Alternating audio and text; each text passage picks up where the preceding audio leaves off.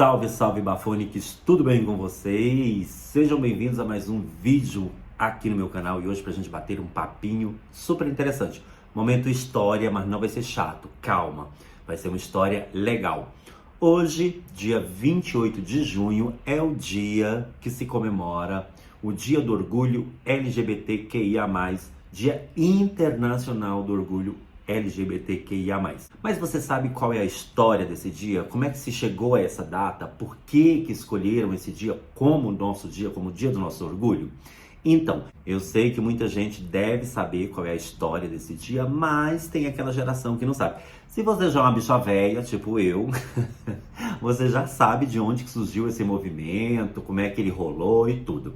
Mas tem essa galera novinha que tá chegando agora e que vê esse mundo colorido, lindo, maravilhoso, mas não sabe que por trás desse colorido todo existe uma história de enfrentamento, uma história de entrega, uma história de luta, uma história de embate de fato. E eu acho interessante que você, jovenzinho, entenda o motivo que nos fez chegar onde nós chegamos. Mas qual foi o estopim para a criação do Dia do Orgulho LGBT?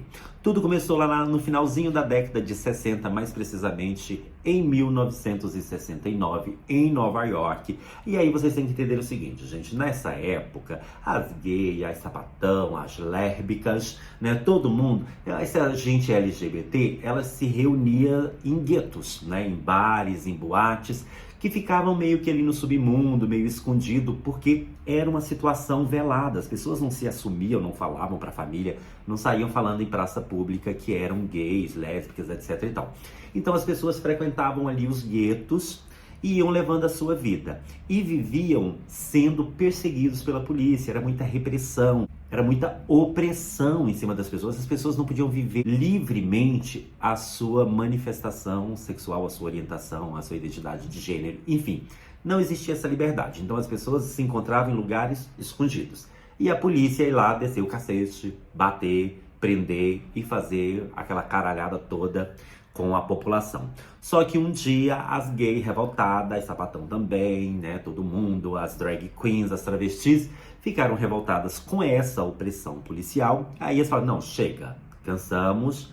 Olha, o negócio é o seguinte, a gente não tá fazendo nada de errado, a gente só está vivendo a nossa vida aqui tranquilo e calmo, não estamos prejudicando ninguém, então a gente não vai aceitar essa violência policial. Aí eles partiram para o embate, enfrentaram a polícia de Nova York e foi no dia 28 de junho de 1969. Esse conflito durou vários dias, né, com a polícia indo, as gays ali intocadas, né, as LGBTs lá dentro do bar intocadas e tal. Como assim as gays ficaram dentro do bar, gente? Justamente, elas ficavam dentro do bar onde tudo começou. Toda essa confusão começou num bar em Nova York chamado de Stonewall. Então, a partir da revolução de Stonewall, a partir da confusão que começou em Stonewall, é que vai surgir o movimento LGBT. Aliás, Renato Russo, da Legião Urbana, gravou um disco na década de 90 chamado The Stonewall Concert, que era uma homenagem a essa revolução, a esse quiprocó que aconteceu no bar de Stonewall, lá em Nova York, e que culminou na comemoração do Dia do Orgulho LGBT. Mas daí o movimento que começou em Nova York começou a se espalhar por várias cidades dos Estados Unidos e não teve mais volta. Um ano depois, estavam celebrando e realizando a primeira parada do Orgulho LGBT, isso também em Nova York. E aí você me pergunta, tá, mas e as letrinhas? O movimento já surgiu com esse nome? Movimento LGBTQIA+? Não, gente. No início era só movimento gay mesmo. E aí todo mundo era gay, tá? Lésbicas, travestis. Todo mundo era colocado dentro da caixinha de gay e era só movimento gay mesmo. Aliás, se não me falha a memória, essa história de letrinha começa no Brasil com a sigla GLS, lá na década de 90, que depois vai incluindo outras letras. Mas por que foi incluindo outras letras? Porque com o passar do tempo, com a evolução humana, foi se percebendo que a expressão da sexualidade humana não se restringia apenas a gay, hétero ou bissexual, que existia uma miríade de cores gigantesca nesse universo. Então eles começaram a separar assim, né, por letras, as travestis, as pessoas transgêneros, os não binários. E aí foi aumentando o número de letrinhas, cada letrinha representando um grupo. Talvez depois eu faça um vídeo explicando o significado de cada letra e tal, não sei. Vocês querem saber qual é? Escrevam aqui embaixo. Eu só sei que o movimento não começa lá, em 1969, se espalha pelos Estados Unidos, depois se espalha pelo mundo e também chega no Brasil.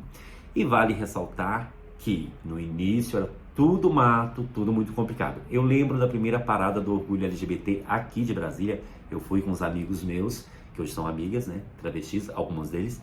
E aí, quando nós chegamos lá, era muito engraçado, porque as pessoas iam para a parada usando máscaras, porque elas não queriam ser reconhecidas. Elas morriam de medo de serem fotografadas e tal, sair na imprensa, e a família descobriu. Então, por aí você já tira, era um medo tremendo de você ser quem você era, de você se assumir sendo quem você era. Por isso que nós falamos em parada e dia do orgulho. Mas as pessoas, mas por que orgulho?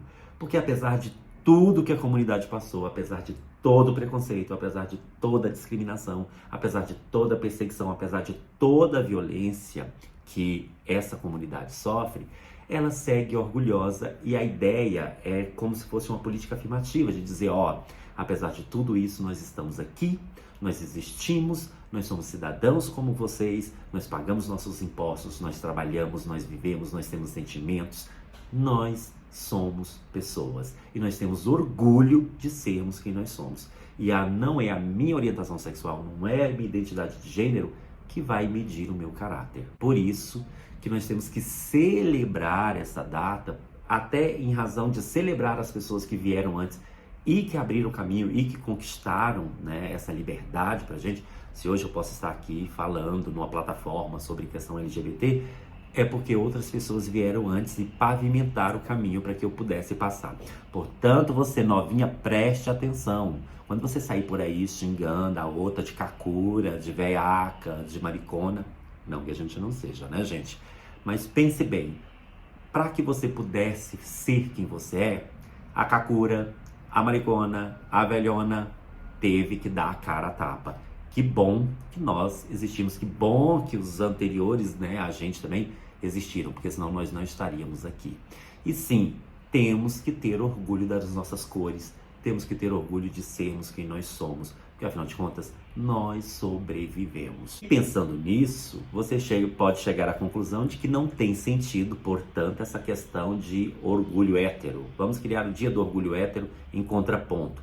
Porque se nós analisarmos o mundo todo, em nenhum momento da história a heterossexualidade foi perseguida, os heterossexuais foram tidos como cidadãos de segunda categoria ou como pessoas que deveriam ser eliminadas. Por esse motivo, não tem razão de eles terem dia do orgulho hétero. Afinal de contas, gente, qual é a dificuldade de ser hétero no mundo? A dificuldade de ser hétero no Brasil. Você vai levar uma lâmpada na cara porque você está andando com sua namorada? Você vai passar por um sufoco para ter que assumir para os seus pais que você é heterossexual? É claro que não. Então, entenderam por que existe o dia do orgulho LGBT e não existe o dia do orgulho hétero? Pois é, você não sabia? Agora está sabendo. E aí você me pergunta, estamos em 2022, está tudo bem, está tudo muito bom, ou seja, são anos e anos de história do movimento. Vocês estão felizes, vocês LGBTs? Nós, a comunidade LGBT? Não. Conquistamos muitas coisas, avançamos muito, mas a gente ainda está longe do ideal. Ainda existem muitas conquistas, ainda existem muitas coisas a serem feitas, ainda existem muitas barreiras a serem quebradas. E se a gente analisar a história, vamos falar de Brasil, mais recente nos últimos anos, a gente percebe que houve um movimento contrário na tentativa de empurrar a comunidade LGBT de volta para o armário.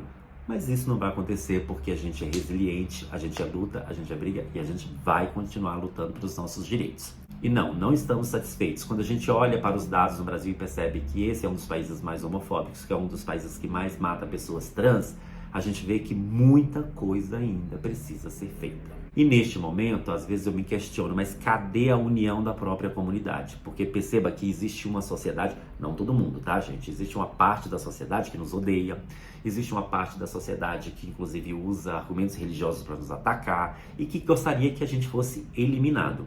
Ou seja, nós temos inimigos de todos os lados. E quando a gente olha para esses inimigos de todos os lados, eu não consigo entender por que dentro da própria comunidade as pessoas continuam se atacando, se digladiando.